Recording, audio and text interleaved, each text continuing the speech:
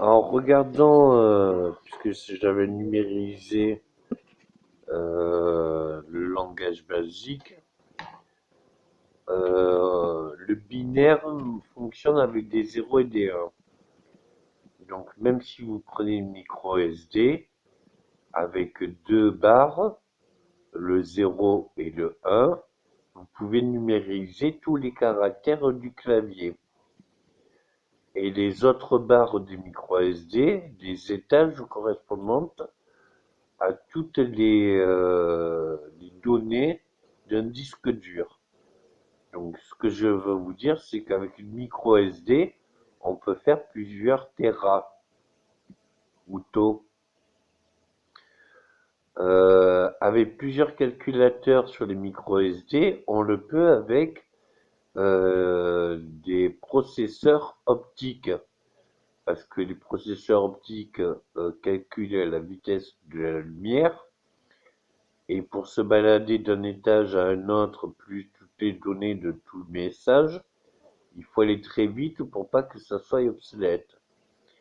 Donc avec des lecteurs, des nouveaux lecteurs de micro SD et des nouveaux lecteurs de carte SD, enfin de tout ce qui est puce, vous pourrez faire des disques durs de plusieurs gigas, voire taux, Tera dans vos disques durs et comme un disque de stockage.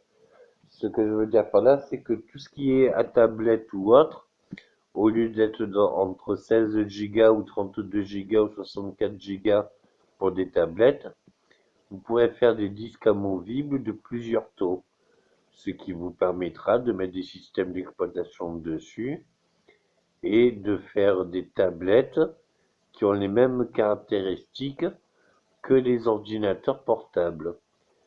Donc avec des prises, plusieurs prises USB, avec des micros USB et avec plusieurs micros SD pour justement copier les fichiers d'un fichier à un autre, vous pourrez par voie optique permettre de faire une compression plus rapide et un copier-coller beaucoup plus rapide, à la vitesse de la lumière.